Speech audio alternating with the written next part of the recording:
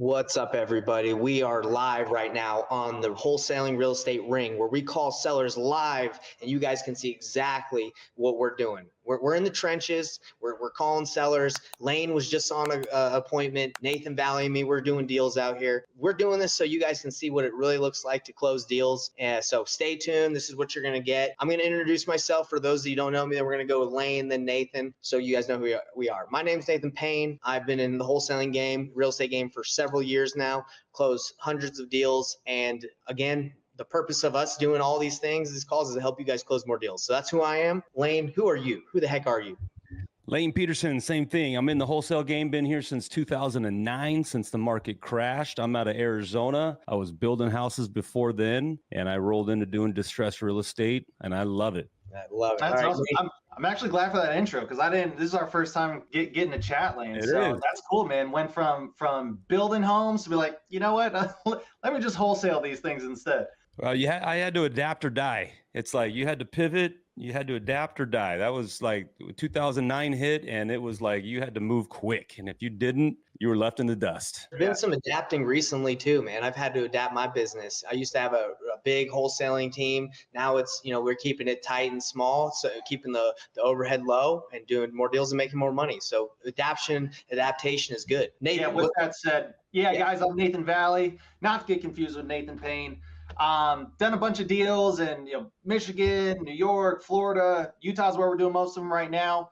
Very similar story to Nathan Payne. Bigger company, right? A lot of overhead, doing deals. Looked really cool on paper, but no one ever tells you the details, right? So when you do, $67,000 deal, sounds cool. Not that cool when you got $50,000, $60,000 in marketing expenses. So guys, and we're here to show you there's a better way of doing things. I'm going to show you how to do these deals live, and trust me, what we're doing now and kind of what we're showing you guys here today and on these calls, guys, there's a way you can do this business. You can be much, much, much more profitable and to where it makes sense and works really well for you. So our plan, just so everybody's watching this live or will watch it, our plan is to make calls live, teach you guys and show you guys how we're going through the process so you can learn and you can take action. And so it's not scary for you. So that's our plan. And our promise is that we're going to make calls live. That's our promise to you guys. We're showing you how it's done. We're not just talking about it and talking about something we did 5-6 years ago that worked. We're doing it right now, so you can see that this is actually something we do, and you can judge for yourself whether it's good or not. So Lane, I know you got some leads that we can call, but I think you said you have an appointment you went on earlier today. You want to kind of talk to us about that? Yeah. And just so everybody knows, there's a difference between inbound and outbound leads, right? Your outbound leads are your cold calling SMS. Those are super cold, take a lot of nurturing, take a lot of time, and it's a lot of work, but they're super cheap, right? You can do that for almost free, or little to no cost. And then there's inbound leads, which are pay per click, you pay per lead, your SEO, you're putting money out there on Facebook, on Google AdWords, and you're paying for them to call you, right? So all of my leads right now are all inbound. And so the much higher quality, a little bit easier conversations, but that's the difference. It's good so people know the difference between inbound and outbound leads and the quality of them. I want to say something super quick about that. Now, you said that SMS and cold calling, it is cheaper, but it also does produce a lot more leads. So the amount of time it takes to filter through those is a lot more time. So even if it is cheaper, I also think it's way more time consuming. So inbound all day for me. Yeah. And starting out, cold calling, SMS is agent outreach are the almost free ways to go and get started in this business. Once you start proving that proof of concept, getting your deal done, getting some cash rolling in, then you can put it back in your business and start paying for leads and get higher quality leads. Because it's a much different conversation when someone's calling you that they want to sell your house. Whereas if you're reaching out to them saying, hey, you want to sell? You ever interested in selling? It's a completely different conversation. Yeah, that's 100% agree. I'll kind of give a little bit of a different perspective as to what Payne was saying. About 95 to 98% of what I cut my teeth on was all outbound, cold call leads, right? And you learn to get really good at sales when you're just chatting with cold calling leads. And the one thing I'll say is 100% is, guys, leads are not all equal. Just kind of what Lane was describing, 100 cold call leads and 100, PPC leads or Facebook leads, those are very, very, very different. 5 click leads might be worth 100 cold call leads. It's on every market. And then one other thing I'll say is, as far as ease, I'll actually give kind of a different outlook on it, because I think there's two ways to look at it. Outbound, it takes a lot of time. But the nice thing is you get to control those time blocks of when you're working it. Whereas inbound, one of the hard things is, because it's inbound, you never know when they're going to make that call inbound to you. And so one of the big things with inbound is you got to be able to pick up that call live or get back to them, within seconds or minutes. And so for me personally, I was one of those people to where I never liked feeling like I was glued to my phone, just waiting for it to ring, all day, every day. And so for some people, cold calling or texting might be a better fit. But yeah, inbound leads, much better conversation. Good point. So I 100% agree. So I went out on an appointment this morning. It was a local lead. 90% of my business is buying virtual. So outside of my market, I reside here in Phoenix, Arizona. This one came in and it was a local lead, and it was a PPC lead. So pay per click. And so somebody Googled sell my house fast, sell it for cash, whatever they Googled. Luckily they landed on my landing page, filled out a web form, and I got the lead, got on the phone, had a conversation with this sweet lady, Leslie, and learned that they're in distress. The house isn't that bad of shape. They're in distress though. They've racked up a bunch of debt. They do have some equity in their home. It needs a completely new roof, which is going to cost them about $30,000, which they don't have. And so they need about $100,000 over what they owe to be able to pay off the debt that they have that's kind of really hurting and damaging their life right now. And they want to get out of it. And so it was a great meeting. I mean, I don't know how to upload pictures, but I could upload pictures of the house, but it's out here in West Phoenix in Avondale. And you said you went in person? I did. Yeah. Yeah. If it's a local lead, I want to be there. I want to be belly to belly. I want to be shaking hands, kissing babies, talking eye to eye contact. I mean, 100%, you're going to have more likely to get that deal than if just over the phone. Agreed. I love it. So what's the scenario on it? It's actually really cool, because what I like to talk about a lot and actually even teach people is it's extremely valuable as a home buyer, as a cash buyer, to have multiple tools in your tool belt. And so, we get into this business thinking everything is cash offer. Well, that's not the case. And that's probably not the case that's going to most benefit the seller. I like to look at my business as helping people. I love helping people. And so I know that a cash offer is not going to be the best solution for them. And so what are the other options? Well, there's creative finance, there's sub 2, right? Or there's retail. You can take it retail, do it through a novation, or if it's your local market and your license, you can help them doing that way. So this home is worth about $600,000. So is that ARV or that is ARV, after repaired value. So if you want to write these numbers down, I'm gonna write it down. But real quick, at the very bottom, I'm just putting the options that you said. You said you got novation, cash, creative, and then you said what's the other one? I know you can wholesale it. There's 3. So anyway, I'm just putting it at the bottom, I'm trying to make it look good. Hotel is your exit, right? That's your exit strategy. But as far as your acquisition, there's really those 3 options, right? Your cash, your sub 2, creative finance, and retail, novation. That's it, brother. All right, man. That's your acquisitions. That's your 3 options of acquisitions. If you guys can think of another one, please let me know, because I don't think there is. Some people might say like listing it, right? Wouldn't you say that's retail? I didn't put retail / novation. Okay, let's say novation and retail are the same. Okay, so all right, let's talk about this deal. You got this one is in Phoenix, right? ARV is $600,000. Okay. All right. Needs a new roof. Everything else is pretty clean, but it's probably, with the new roof and everything, going to take about $40,000. $40K for the new roof and some odds and ends, right? And then you got 6% in realtor commissions when you sell it, right? Which is $36,000. So if I get this home and I list it for $600,000, I put in $40,000, and I paid real estate commissions, I'm walking away with $524,000. They want $520,000. Yo, Lane, you kind of like that old school calculator, huh? Hey, don't make fun of my Walmart stuff, dude. This thing works just as good and gives me the same numbers. Let me throw it in here. I like to do this. So you said, oh, now you're just gonna get it all. I'm just trying to get like simple here. Okay. She wants $520,000, and those numbers I'm walking away with $524,000. All right, I'm not gonna mess around with this right now. But anyway. Yeah. See, Walmart calculator were great. Yeah, we don't want to complicate it for the people. All right, so 524 after commissions and after rehab. That's yourself, correct? That's if I sold it for 600, put 40 into it, paid commissions, I'm walking away with 524. And the seller's asking 520 for a Seller's cash. asking 520 for a cash offer. Did they say, or I don't know if you asked them, did they say like, why they haven't just listed it or fix it up themselves or any of those routes? They don't have the money to put a new roof on it, and they know that it's built in 1994 and that roof is failed. It's done, and they don't have the money to do that. And they know that any retail buyer that's going to buy that house is going to want a new roof. And then they are against listing it. They don't like dealing with showings with people walking through their home, and they're deathly afraid of an inspector asking even more than the roof, and they just don't want to deal with it. They'd like to just have their cash and go. So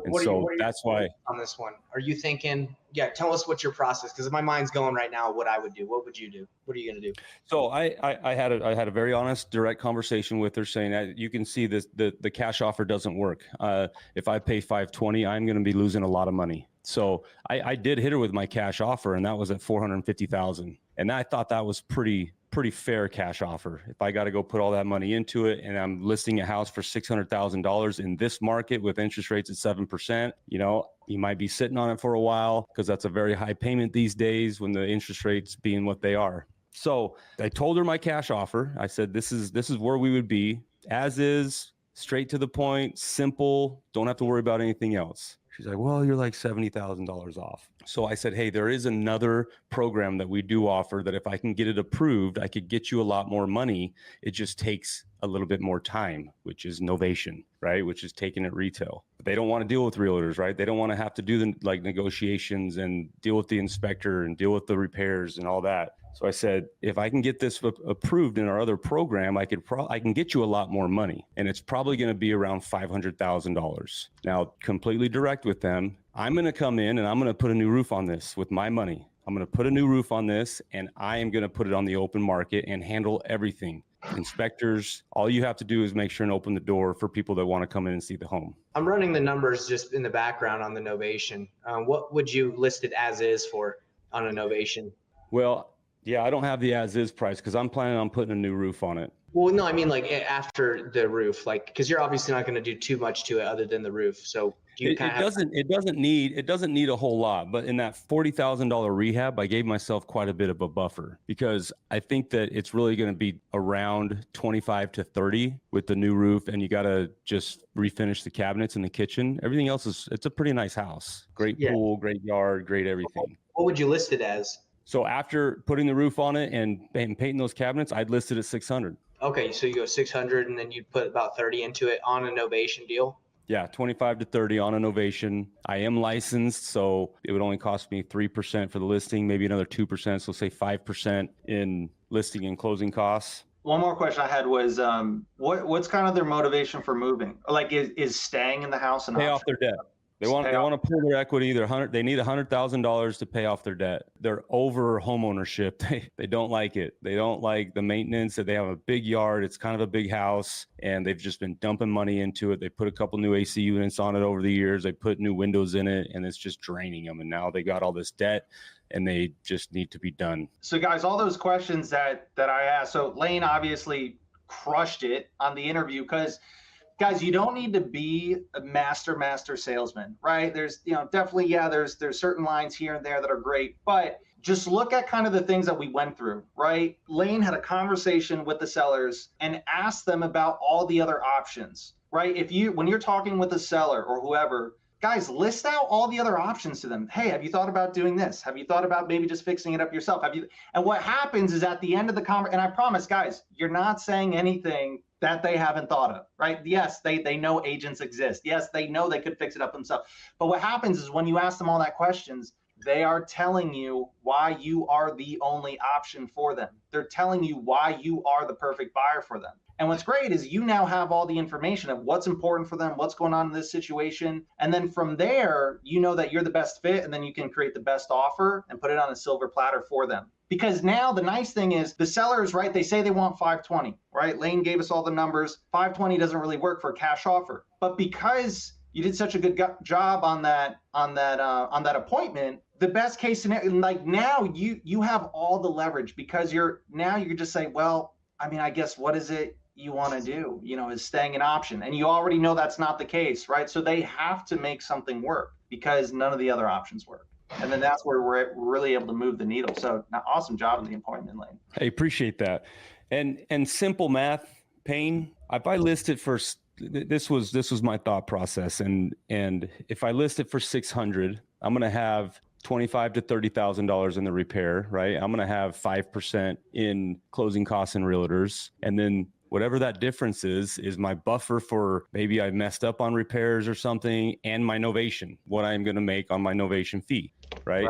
So that is the difference. And that's this is how I run the numbers on novation. So you had 600,000 is the list price. If you want to sell it fast, we usually just do like a 95% of that price, just so you could even list it if you need to go down. 3% of the commission. Since you're an agent, you don't need to take the 3% of that as well. So you're going to probably pay 3% to a buyer's agent, closing costs, your desired profit, and then I put the repair costs. That one is at 1,000, but if you go later, look at the other one, I put 30,000, like the one analysis. So anyway, you could potentially, if you want to make $15,000 on this deal, if you want to, you could give her $499 versus the cash offer that you gave her at $450. So if you just want to make 15, you can give her around almost 500,000, right? $50,000 more than your original cash offer at $450. Now, if you're like, hey, she's like, you know what, cash $450, but I'd be okay at $475, then you just increase your fee, your novation fee by 30, by 15K, you can make 30.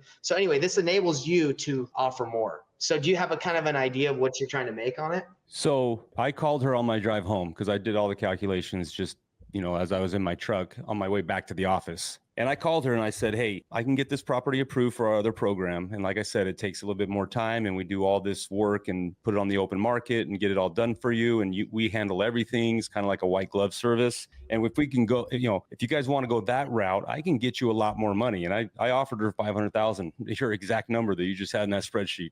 Amazing, bro. Amazing. So she's talking to her husband. She's talking to her husband tonight about it. She was super grateful. She's like, oh my gosh, because another cash buyer had walked out right before I walked in an appointment. And he's probably going to be around 400. She told me she was at 450, or he was at 450. So, she was super grateful. Like, oh my gosh, thank you so much for giving me other options, right? Giving me something else other than just this cash offer, or I got to go hire a realtor and go through all that pain and anguish, which we don't want to do. So really it's what I always say. Yeah. It's helping them solve their problems, finding the best solution for them. I think 30K for a roof, this is a big house or something. I don't think you'd have to pay that much to get it repaired up. Do you? No, and I didn't get an exact quote, but like I said, I'm giving myself a buffer. I think I can get it done for less than 20. Right. So what's the increase? It's the unknown. Yeah. So, one thing I just want everyone to know that's watching this is, like, when we're looking at opportunities of people to work with, we look at the options, right? So Lane, you use the calculator, you run the numbers. I like to use a spreadsheet. It doesn't matter, but there are options. So if you just make a low cash offer and that's all you got, I'd say good luck in this business right now. Like, if that's all the tools you have in that tool belt. So that's the purpose of this call again, guys, is to show you that the guys that are doing more deals, it's because we have more options, right? And we want you guys to have those options. And if you can't do those, you can't negotiate it, you can call me, you can call Lane, you can call Nathan. We'll help you negotiate your deals, because we'd love to do deals with you, right, Lane? That's why we're doing this call, right? Yeah, let's do deals together. You guys got a lead that you're struggling with to get it across the finish line. I love jumping on phone calls. This is what I do all day, every day. Work leads, and then also maybe you got one, and then you also need help disponing it. Hit us up. I've been in this game for 14 years wholesaling. And so squat up. Hook up with people that know the business and still able to make money at it, and JV on it until you get to the level that you want to be, and you can do it all on your own. And Lane, I'm not trying to flex, and none of us are trying to flex, but I just know that if I would have started like 6 years ago, I would have a lead and I'd be like, no, I'm going to do it myself because I don't want to share it. Guy, I know that if I would work with myself now, or any of you guys, I would triple, quadruple how much I could make, because we just know how to leverage those different options. So it's kind of crazy when you think about it. It's perfect example. I was going to say, just to speak to the point you're making, there's somebody that we work with to where they were learning about wholesaling, part of kind of mentorships and stuff, and trying to do it themselves for a year. Got nowheres, no leads really, no real opportunities, hadn't done a deal. Start of this year, they said, okay, I'm just going to focus on the first part. They're like, I don't have all of these other skills. They're like, I don't know how to negotiate and, get it under contract. I don't know how to necessarily find the buyer or the paperwork or the title company. So they said, hey, I'm just going to get really good at finding opportunities and recognizing, okay, this is like a good motivated opportunity. And then kind of handing off that torch to us. That person, by the end of this month, that person will have collected, close to, like 30K. over 100K in assignment fees. But that person personally, like even with them just doing a small portion of it, they're personally going to collect, I think, like over like 30-ish, 40, like net to them personally with zero expenses.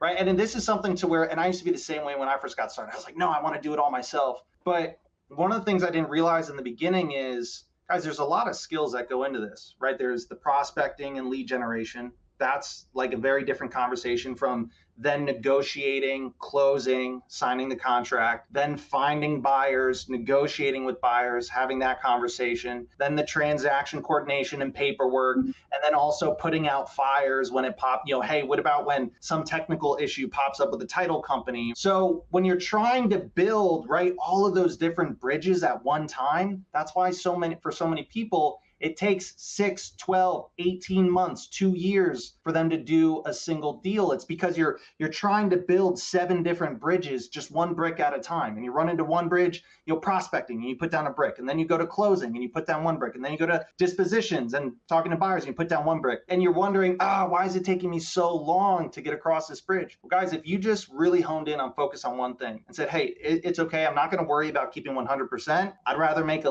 little bit, of a watermelon in the next 30 to 60 days than have a watermelon 2.5 years from now. or keeping a whole grape. That's what they say. They say you want a grape, you want a grape.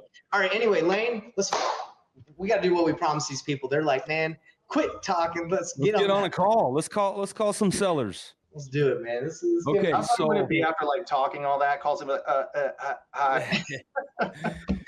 So I mean, just so you guys know, like this is not scripted. I don't even know if these people are going to answer. I hope they do, and that's why I wanted to make sure and go over that deal in Arizona that was a lead that came in yesterday. I mean, in case some of these people don't answer, like I haven't set anything up. I have. Let's see here. You're showing people what this is really like. It's not like they answer and they're just like, "Hey, how you doing, sir? What can I?" You gotta call a couple times, but as you do that, I'll write down kind of the steps you're taking. So Jody Davis is her name. I don't know if I'm allowed to say that or not. Oh, you can. She came in as a lead this morning, and it is Upland. Well, the street is Upland Ridge, Northwest Conyers, Georgia. Oh, bro, I do a lot of advertising in and around Atlanta, and this is a suburb of Atlanta. I love Atlanta. Great market, great wholesale market, a lot of cash buyers, a lot of investors, a lot of hedge funds, a lot of all the above. I grew up right there, brother. I grew up in Marietta, Georgia. Right? Oh, that's right. I knew that. That's right. Let's call her, man. What's up? Let's call her. As we're talking, I'll probably get like Zillow, Redfin, Realtor.com open and stuff. But let's call her, see if we can get her on the phone first. That just makes it real when you're looking at something or when you're talking to them. Hello. Hello, is this Jody? Who's calling? Jody, my name is Lane. I am calling because you had filled out some information on one of our websites about your property that you're trying to sell on Upland Ridge. Yes. How are you today? I'm fine. Good. Well, Jody, I wanted to reach out. I appreciate you finding us. What can you tell me about what you got going on there with that property? I'm not sure what you're asking. Well, just tell me a little bit about it. I want to sell it. Like, what? Okay. I mean, do you have a timeline that you're looking to do that in? The sooner the better. Okay. Well, you came to the right place. We are a cash buyer, so, we can close quick. We can buy it as is. Obviously, there's no real estate commissions or closing costs involved in it. So is the property currently vacant? Is it something you're looking to do quick? No, I live in the property. Okay. So do you already have another place to go and to live, or are you looking to like maybe rent back after we close for a little while until you find a place to go? Yeah, I would probably need like 30 days after the closing date to be able to move out. Okay. Well, we can accommodate. I just wanted to see like maybe a quote that you guys can give or something. I don't know. If you guys can give a quote. Yeah, no, totally understandable. What's got you moving? Me and my ex-fiance bought the house together. More so we're just trying to sell it. So we can part ways. So is he on title? I'm sorry, what was that? Is he on title? Like, is he an owner of the home as well? Yes. Okay, so and he's willing to sell also. Okay, he's on board. He's willing. Yeah, he's on board. I just wanted to get a quote on how much you guys will offer, because we already got a quote from Open Door, but I saw this ad on I think YouTube, and it was telling me you guys do quotes too. So I just wanted to see who was the better option. Yeah, no, we definitely do. What did Open Door offer you? 213. Okay. So I've sold a lot of houses to Open Door, and I know how they operate. And just out of curiosity, have you made sure that's like the net number to you? Because a lot of times they'll give a price, and then if you accept it, then they take out all their fees out of that number. Yeah, he told me the fees were, I can't remember. He told me the fees or something like that. I think it was like $3,600 or something. So is that number, that the 213, is that after they've taken out the fees? No, that's before they take out the fees. Okay. And so what would be the net to you? Currently we owe $163 on the house. Okay. Well, I was trying to get to the bottom of what Open Door's offer was. So if they said 213, and then there's how much in fees off of that? I think it was like $3,000, he said, for all the fees. So it would be like $210,000. Maybe $209,000 that they would give us. Okay. And have they been out to see the property yet? No. Okay. Yeah. We got an appraisal, and currently the appraisal is $230,000. 230. Okay. Yeah. And how's the overall condition of the home? Everything's fine with it. The only thing is the that storm that just happened, that tornado that touched down over by us. There's a portion of the roof that the shingles came off of. So I tried to get it covered by the insurance. They said it was like $4,000 to fix it, but that's like as much as my deductible. So they just, I'm just going to have to fix it. So it's about $4,000. Well, I'll be honest with you. That's a pretty dang good offer if that's what they're willing to do cash. Just be aware that, like I said, I've sold a lot of houses to the iBuyers, and, they'll give you a price, they'll send you an agreement, you sign the agreement, and then they come out and do their inspection or their walkthrough, and then they hit you again for a price reduction for repairs. We always pride ourselves in, when we go to contract, we do everything possible. We're not going to ask for a price reduction. And so I would just be aware of that, and just, make sure you look out for that. Because it sounds like, to me, that's a very good offer. I mean, I wouldn't be able to get to that number of 210. I might be able to get close to 200. And that would, like I said, if once I get my guy over there to walk it and take the pictures and everything, and if it's, put together like we're talking about, I think that I could probably get close to 200. Okay, that's okay though. Thank you. Okay. Hey, I really appreciate you reaching out. Have you ever explored other options?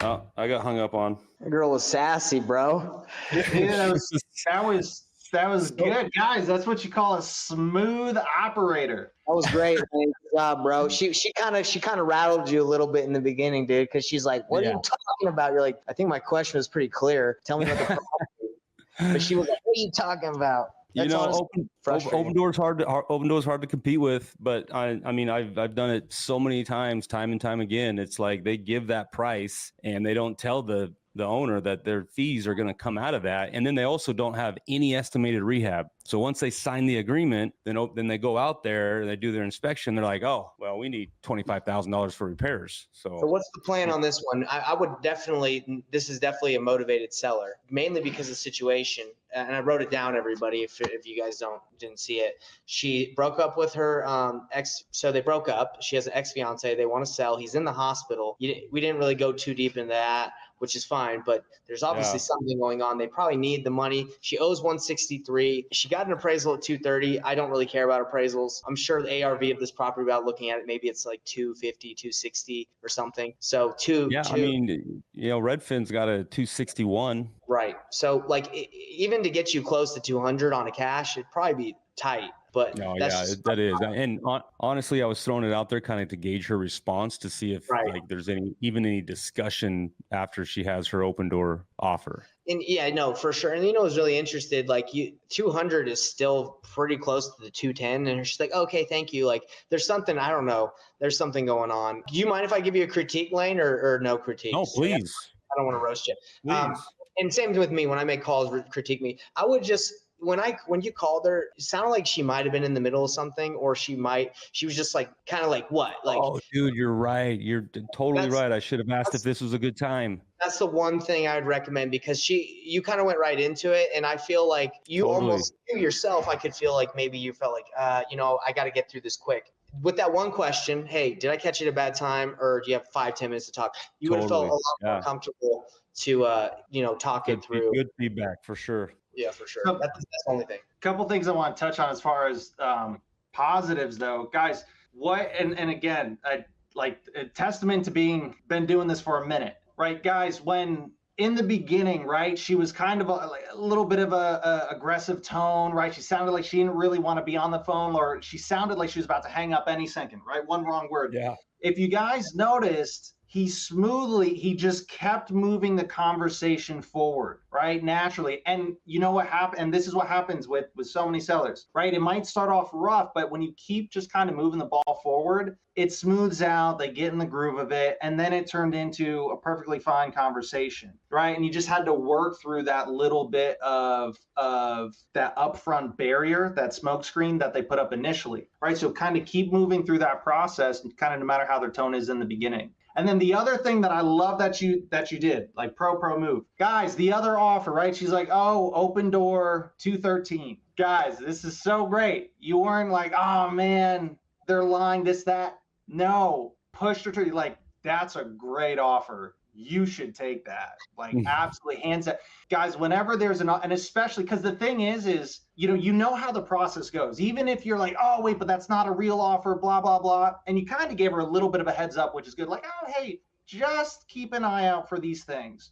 But when you're like, yeah, that's a really good offer, you should move forward with that. The thing is, you're perfectly setting yourself up for when she does move forward with them, and then they walk it, they're like, yeah, we need to be 30 grand less. She's going to feel disgusted with that company and feel like, they wronged her. And then that's when she's like, hey, you know what, Lane, I had a really good conversation with Lane. I don't know what price exactly he's going to be at, but he was nice. I liked him. I trusted him. I'm going to have a conversation with Lane. Either I'm going to call him back, or when he sends me a follow-up text, call, or whatever, I'm going to continue that conversation. Now, the funny thing is, even if you're at the same price or lower, she would rather do the deal with you than with the other guys that misled her and kind of made her feel this really bad experience. And that's where people love it when they feel you're genuine. Yeah, 100%. So yeah, I just wanted to throw that out there. That was good. That was a really great conversation. Lane, actually, do you want to give any feedback, or not? Like, what did you learn? I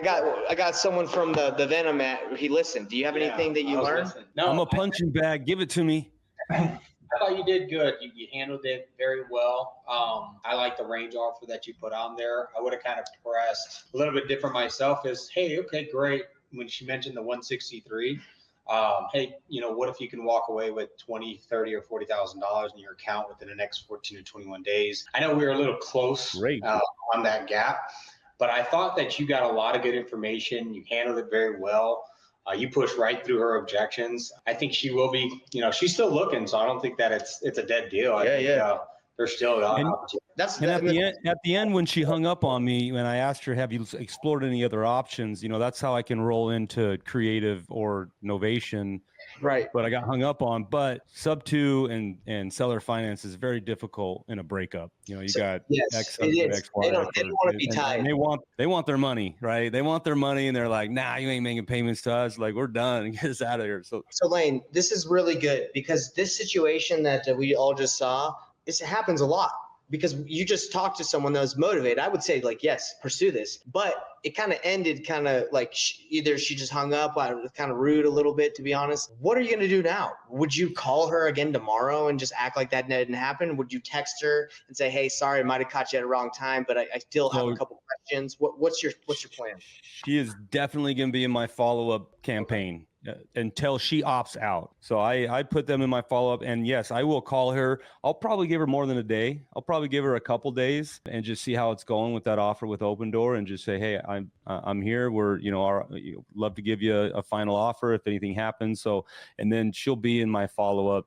She'll constantly be getting text messages and emails from us until she opts out. That's definitely not turning into a dead lead. Okay. That is a very motivated seller right there. Yes, it is. One thing that I would do if I were you, if this was my lead, I would text her right now and just like, hey, sorry, it seemed like I might have caught you at a bad time. I am really interested in the property still, and there's a couple options I didn't explain to you how I can buy properties. Love to hop back on in a couple days or after you get your final offer from Open Door. Love to, be of any service. I think something like that. I will do that. Yeah, because I think if like you don't really engage or like get back with her until later, I don't know. I just would just touch on that and just be like, hey, I'm here. So awesome. Yeah. Ready yeah, for man. the next one? Yeah, Lane, and I hope you're cool. I appreciate you just this feedback. I'm the same way, bro. Calls. I love it. You guys are gonna have a lot for me just because there's so much to remember, guys. I'm telling you. That's why it's such a skill set. Like a lot of people think when they get into this game, they can just hop on and they're closing deals. It's like, guys, it's taken years for Lane and me and Nathan to master the skill and even it's a daily thing. Like no one is born a great salesman, right? Some people can be born at communicating and talking well, but being a salesman, it's practice. Like you talk to the best sales guys, they practice every day. So just if you don't feel like you're good, it's okay. It takes practice and it takes time. 100% agree. All right, we ready for the next one? Bro, let's keep it going. Okay, I got a Sean Wilson in Overgard, Arizona, which is in northern Arizona. Came in as a web lead as well, PPC. So this is an inbound lead, not outbound. So there's definitely some pain or some distress or something's going on. You guys know the 4 pillars of wholesale, right? Price, motivation, condition, and timeline.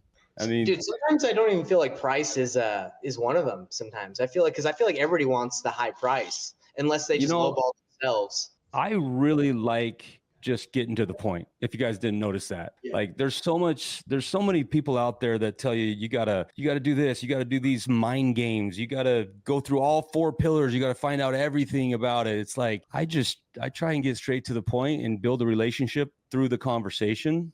Yeah. And so, I don't know if you guys know RJ Bates, but he's, king closer or whatever he wants to call himself. But, he does a pretty good job at that. He just gets to the point. And I think there's like balance, right? There's balance of like, you can just get to the point, but also there are some people that like, you got to finesse a little bit. You got to make them feel like they're the one, you're the one for them. So it's a dance, Okay, here we go.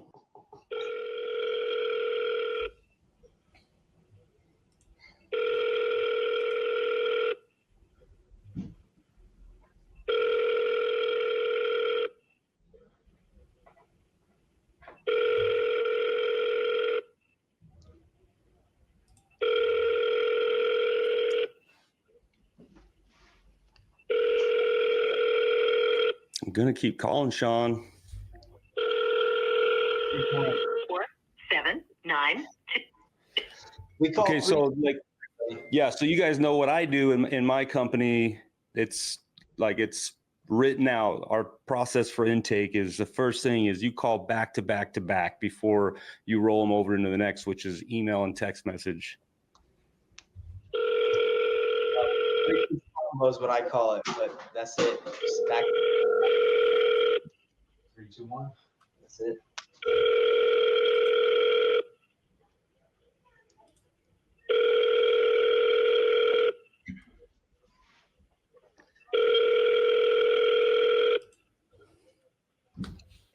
And 479. the reason why we call 3 times is everybody knows this. If you don't recognize the number, you probably think it's spam. So anyway, someone calls you 3 times, they meant to call you.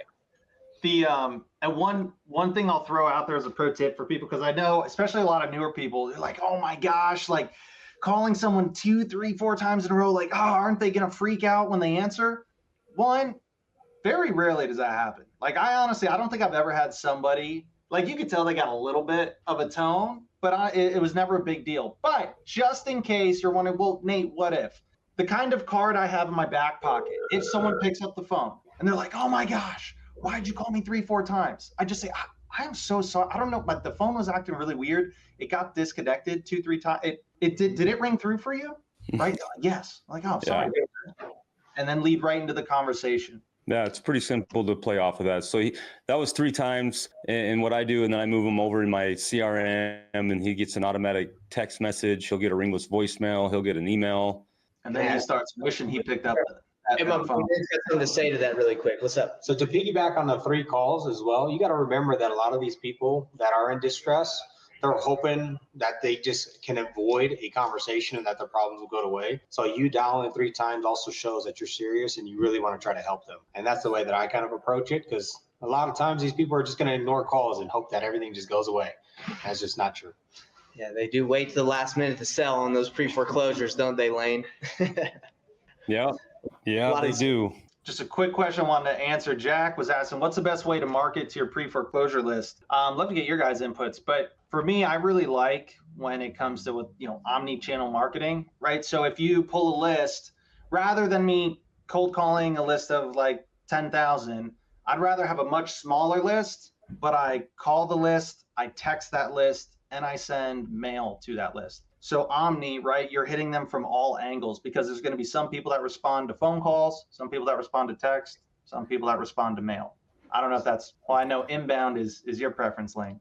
Lane's like, forget that. Well, no. NOT lists, I guess you're calling my bluff. NOT lists, I do still market to with my VAs. So I am cold calling a little bit for NOTs, and we got door knockers. So, but what do you mean by NOT? Are you saying NOD or NOT? Notice of trustee sale. Got it. So they've got a notice posted on their house that their house is now going into foreclosure, and there is a date for that auction. Oh, I never heard of NOT.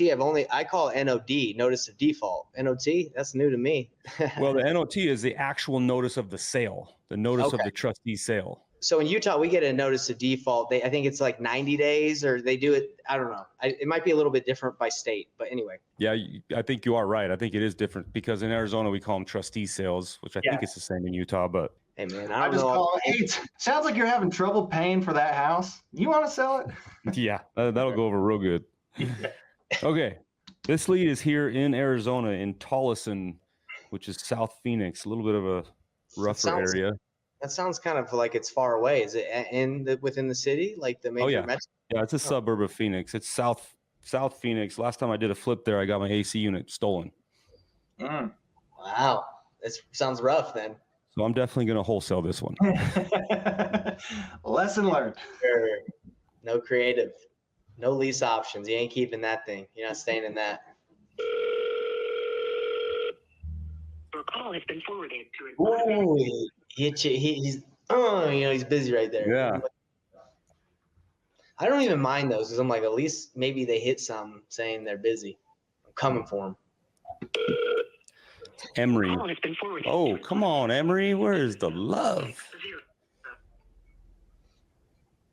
Coming at you again.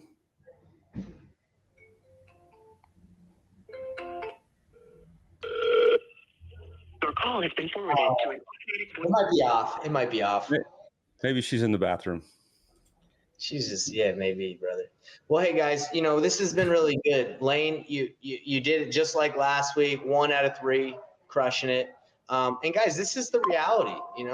You're gonna get 1 out of 3 most of the time. That's why we leverage text, VAs to set up appointments, set calls. But it really just depends how you do your game. Lane, before we wrap up, do you have anything you want to say? Nathan Valley, you have anything you want to say? Follow up. I mean, that follow up is key. It's very rare you're buying a house on the first call. It's I mean, what do you think it is? 80-90% of your houses are bought off of follow up. So if you're going to be generating leads, however you're doing it, have some sort of a pipeline, have some sort of a sequence of your follow-up to be able to stay in front of them. With my acquisition team, I have 20 steps. When that lead comes in, we have 20 steps until they finally don't answer. After that 20 steps, if they haven't answered us, they probably didn't want to talk to us anyway.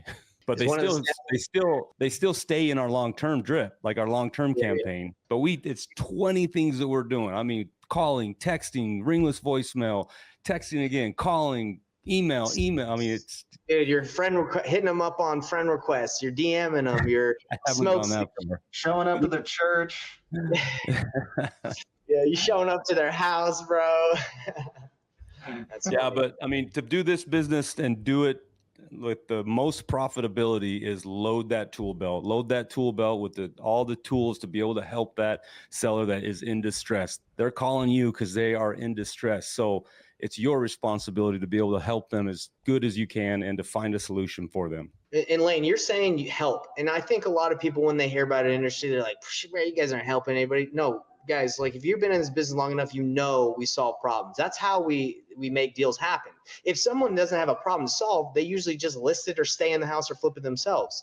The people we work with, money is not the motivating factor for most of them. They know they're giving up. We tell them that they're not making as much as they can. It's the first thing 100%. we say. We say, hey, you can make more money, but go ahead.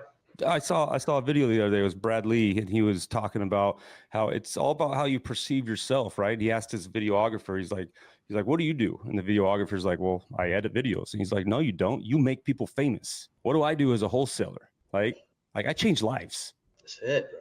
Changing lives. It's all about how you perceive yourself.